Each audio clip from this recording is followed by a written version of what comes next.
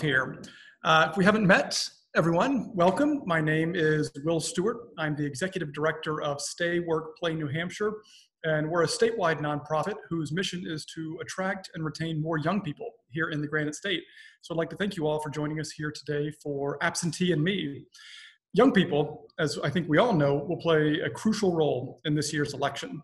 Using their vote, some for the first time, young Granite Staters have the opportunity to elect officials at the state and federal levels who will make decisions on pressing issues that are important to and will affect young people and their decisions to stay or leave here in New Hampshire.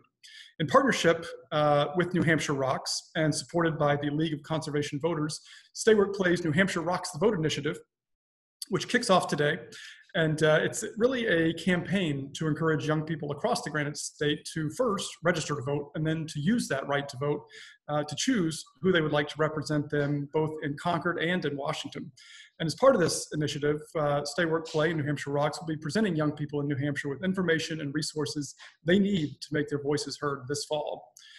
Today's Absentee Me presentation and discussion will explore the new rules that have been recently implemented that allow any New Hampshire voter to vote absentee for the upcoming general election on November 3rd if they are concerned about COVID-19. Today, you're going to learn the ins and outs of the absentee voting process, have your questions answered. If you have any, feel free to throw them down in the comments section below, and learn how you can get involved and help others to vote safely and securely this fall.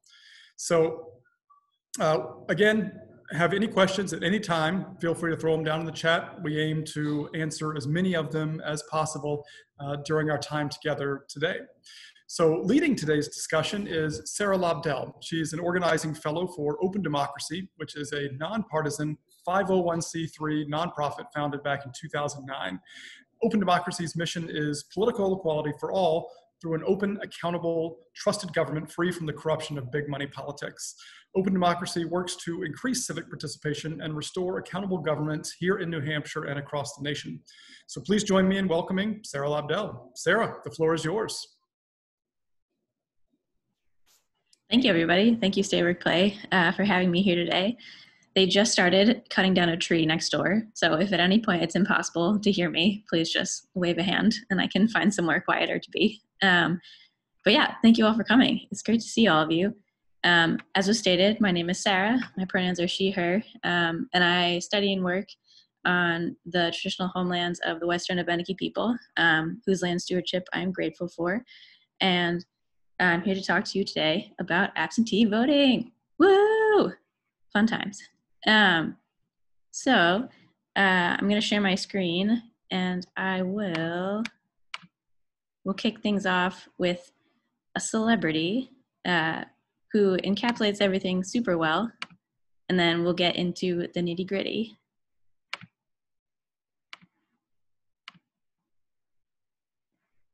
In New Hampshire, we have a proud tradition of in-person voting, historically resulting in our being among the highest voter turnout states election after election. I am acutely aware of the benefits of coming from a state with high voter turnout, as I was elected treasurer in Manchester West High class of '92, a job I conducted with such brazen incompetence that our faculty advisors suggested, or rather insisted, I go into comedy. Because of COVID-19, this year voting is different. Many voters may be reluctant to vote at crowded polling places because of the possibility of infection. New Hampshire law has been changed to add concern about COVID-19 as a reason for requesting an absentee ballot. People also can register to vote by mail. To request an absentee ballot or registration materials, go to the Secretary of State website, sos.nh.gov, or the website of your own town or city clerk, where materials and applications can be found and downloaded. This will enable voters to vote safely and securely without encountering lines and crowded polling places. For those of you who do wish to vote at the polling place, please wear your masks, expect changes for social distancing and safety, and please observe the rules. This way we can have our traditional high turnout and be safe. Our democratic system depends on it. Thank you.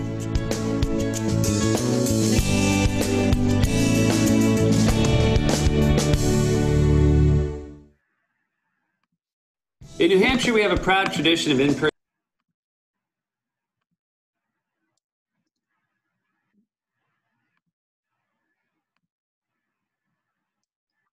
All right, here we go. So now into the nitty gritty.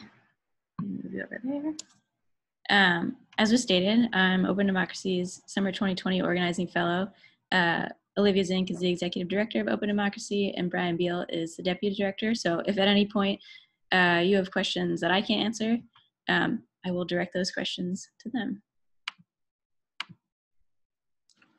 So this year, you have three options.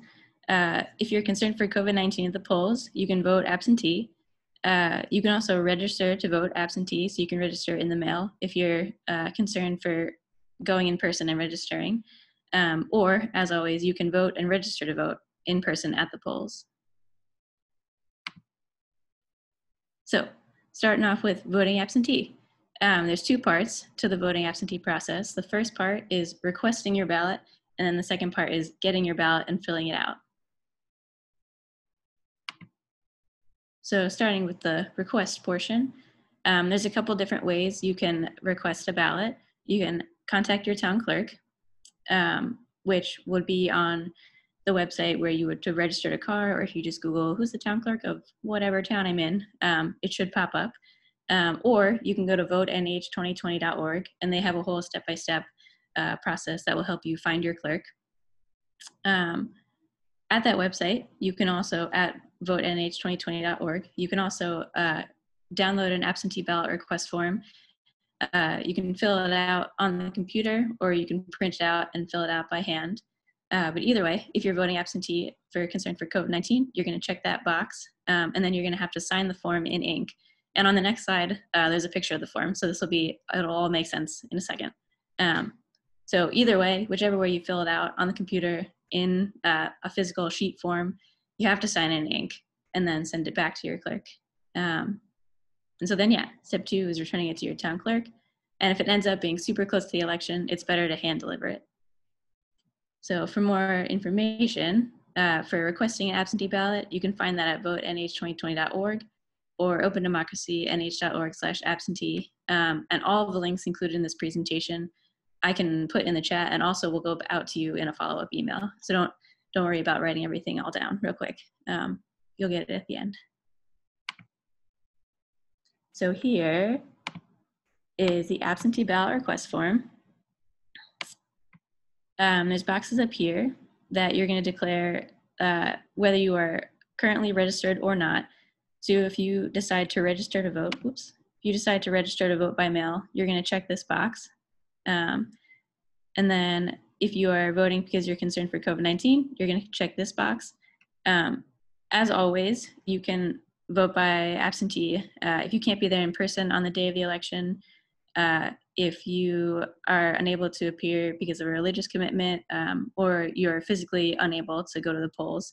And those options still apply as always, but there's just the additional COVID-19 checkbox this year, or at least not this year, for the fall 2020 election. So the last elections of, this year. And then the primary is over, so that doesn't necessarily matter. And then over here, you're going to sign it in ink, as stated. You can't do electronic signatures, unfortunately, so you're going to have to print out the form and sign in ink and send it back.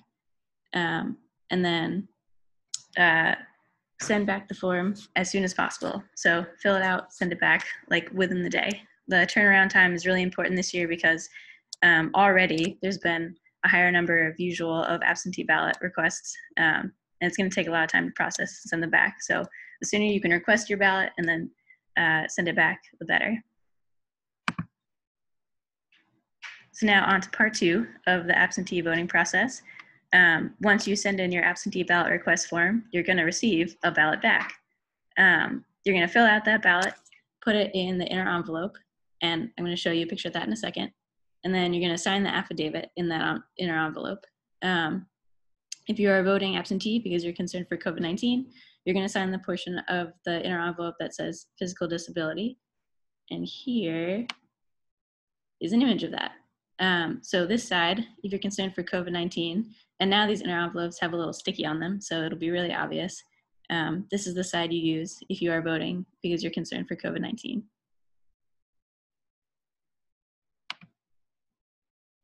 And so then last part of the process, you filled out the ballot, you put it in the inner envelope, you signed the inner envelope, and now you put all that into the outer envelope. And if you are voting in the mail, if you have to send back a bunch of papers to vote absentee or to register to vote absentee, then you're going to put all those papers in the outer envelope as well. And I'll go over that process in a second.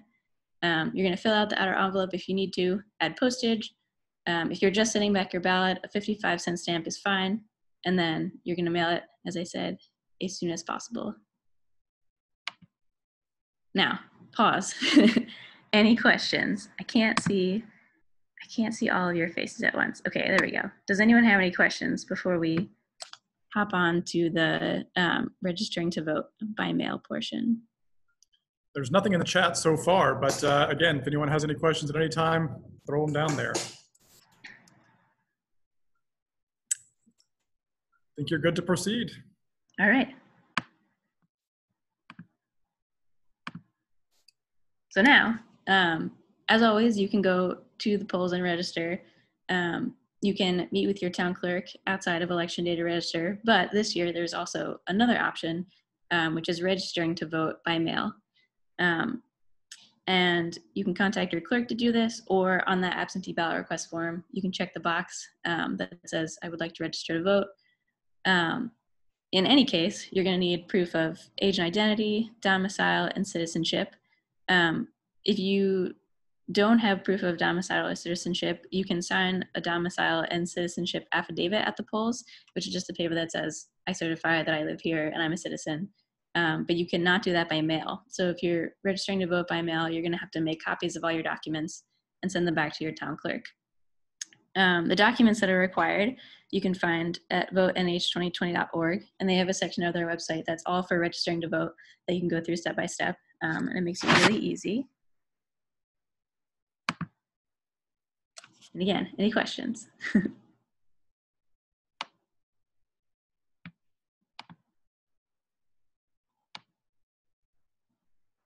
All right. So the last part of this presentation is now that you're all experts on voting absentee and registering to vote absentee, it would be awesome if you could help spread the word, especially to younger voters as a Stay Work Play's mission, but really to anyone who is nervous about voting this year due to COVID-19. And there's a couple of ways that you can help spread the word and get involved to help Granite Staters vote. So one way is Open Democracy has these regional democracy teams where a group of people from 6 different regions around New Hampshire meet weekly over Zoom and talk about different actions of the week, different ways that the teams can help Granite Staters vote. And a lot of the progress that has been made on this issue is from activists from Open Democracy coming every week and doing things and fighting to make the process really simple for Granite Staters. So if you want to get involved with Open Democracy, you can email Brian, you can email me, I'll put my email in the chat and I can forward your information. Or you can go to opendemocracyaction.org/RDT member portal. And again, all these links will be in a follow-up email and you can sign up from there. If you would like to spread the word on your own, there's lots of graphics at a link that I will also be in the follow-up email from Open Democracy for Facebook, Instagram, a bunch of different platforms where you can make posts and let people know that they can vote absentee if they're concerned for COVID-19. And another way is to reach out to your town clerk, because as I said, there's going to be, or there already is an extra large number of absentee requests coming in this year. And so the town clerks may need help just putting stamps on ballots to voters, or just really anything that is taking up a lot of their time, more time than usual. So it's never a bad idea to reach out to your town clerk and see if they need any help. And then these links will also be in a follow-up, but I'll copy them into the chat. And that's it. That's my piece. Are there any questions? I don't see any yet, Sarah, down in the chat, but I'm curious. I know we just had the primary yesterday. What has your group seen and heard with regard to how everything went yesterday with all of the voting absentee? I am not aware of what we have heard about yesterday's primary, but Brian, Olivia, and I think, yeah, Brian and Olivia are also on this call. So if anyone wants to hop in. So generally speaking, it sounded like it was fairly light turnout at the polls, which for us was a good thing because we were trying to encourage people to vote by absentee to keep the traffic down, which put our poll workers at less of a risk. So that was a really important thing. There were some altercations, nothing physical, fortunately, but we've heard of a couple of stories. And I'm going to tell Olivia or ask Olivia to just kind of relay something that she encountered in Franklin. But in general, things went reasonably well yesterday with generally the turnout is 200,000. I don't know if we've heard total numbers for the primary versus 700,000 is the anticipated for November. So as Sara said, the pressure on the town and city clerks is tremendous. So if there's any way that you are looking for volunteer hours who could really be able to help your community, this would be a fabulous way to do it. They really need it. Olivia?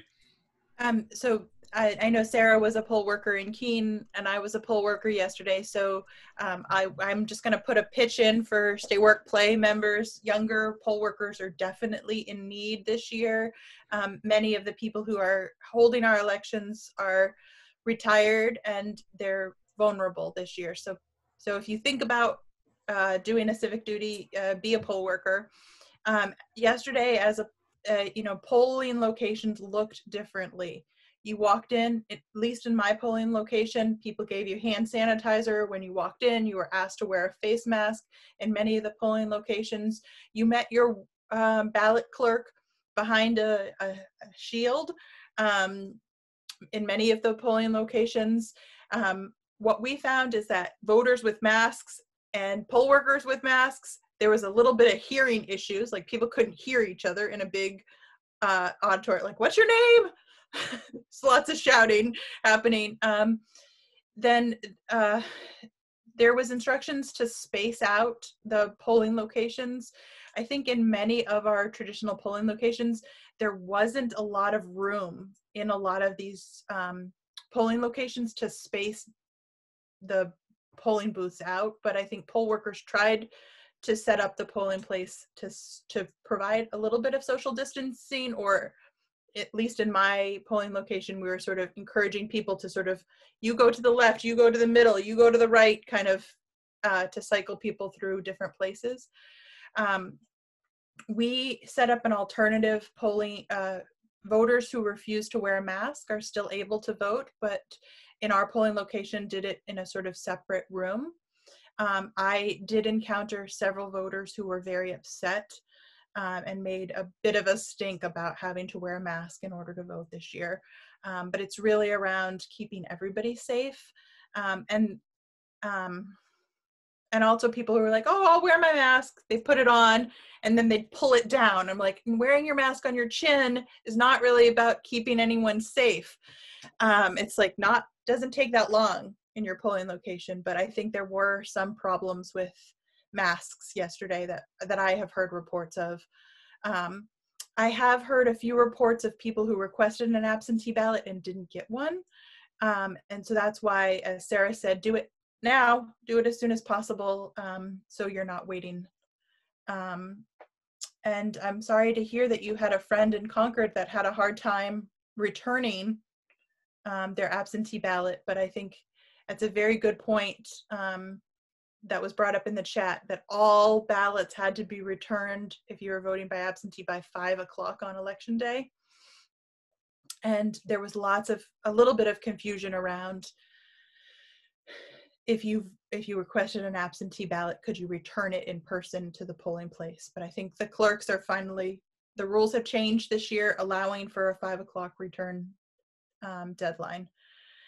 So we're still compiling data on how many absentee ballots were requested and how many didn't get back. So we'll have more data in a day or two.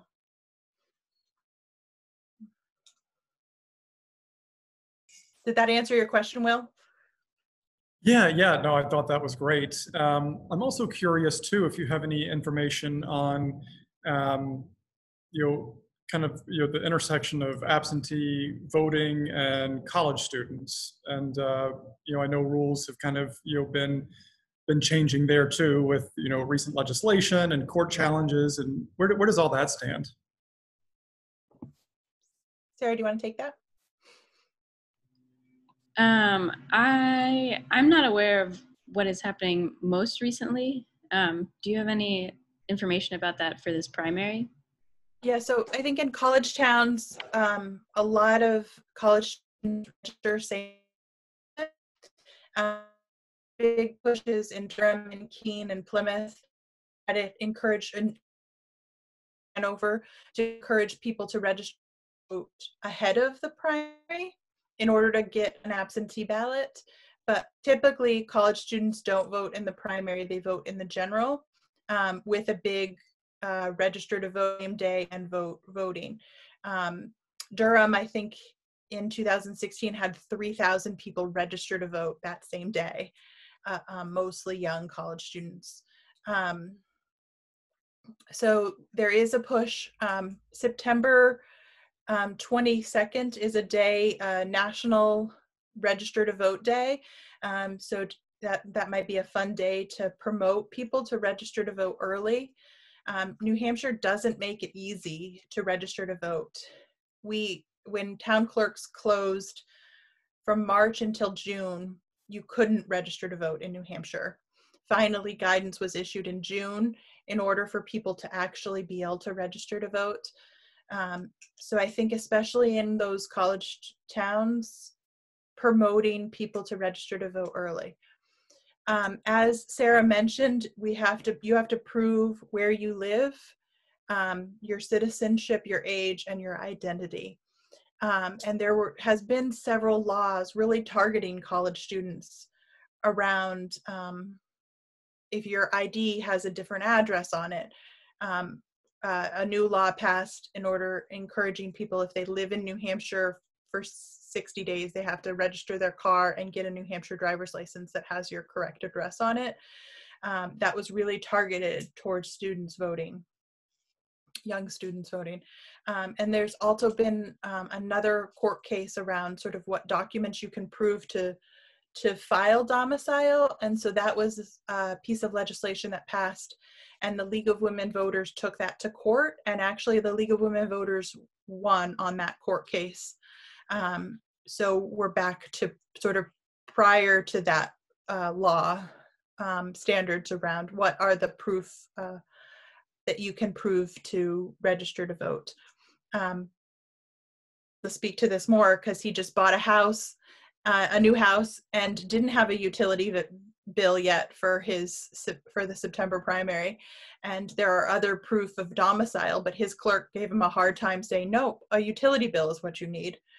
A visit to the Secretary of State's website to look at what documents are permissible was very helpful in my conversation with the town clerk. As it turned out, a permanent change of address was enough to allow me to vote, and this was just on September 1st, or in September, September 1st. So we had very little time to get registered prior to the primary, but it all worked out, but it took a little persuasion. So good knowledge is good. Yeah, and when I moved here, I used my lease agreement. They didn't make me have a utility bill because my rent is all inclusive, so I wouldn't have had a utility bill. I just used my lease agreement.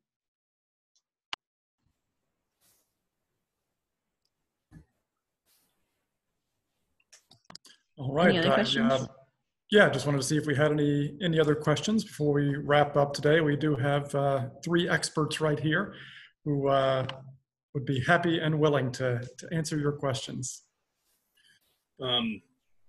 I know you said there's a lot of pressure on the town clerks right now.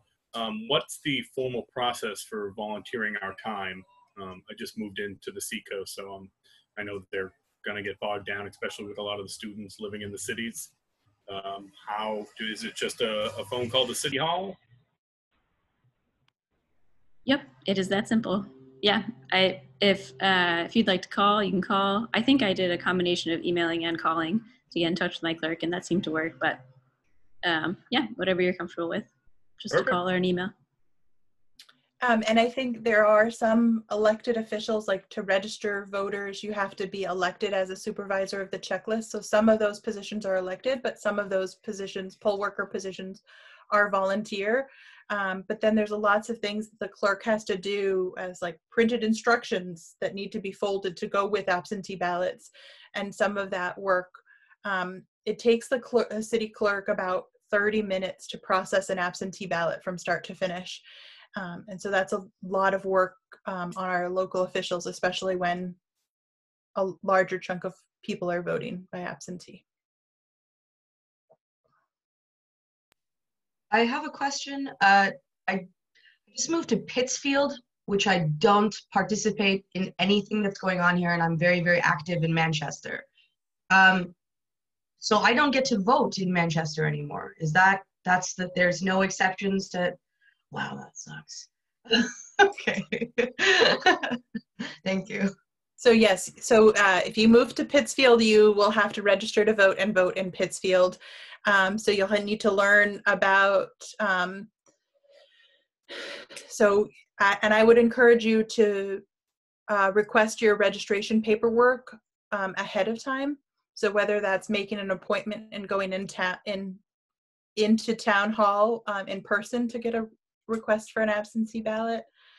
I'm gonna say something, and I hope it doesn't come off insensitive, but in Windham, they gave people with names that some of the clerks in New Hampshire towns, names that didn't look like a citizenship, a little bit harder of time, especially in Windham, New Hampshire yesterday.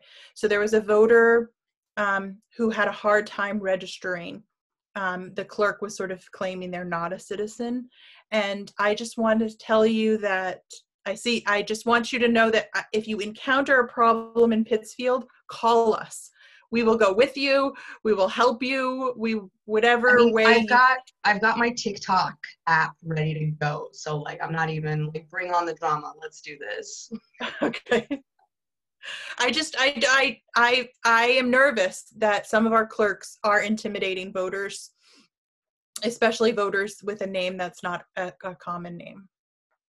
And it's not right, and it's not fair that some voters are given a more hard time than others to register to vote. But there are the 4 standard things that you have to prove.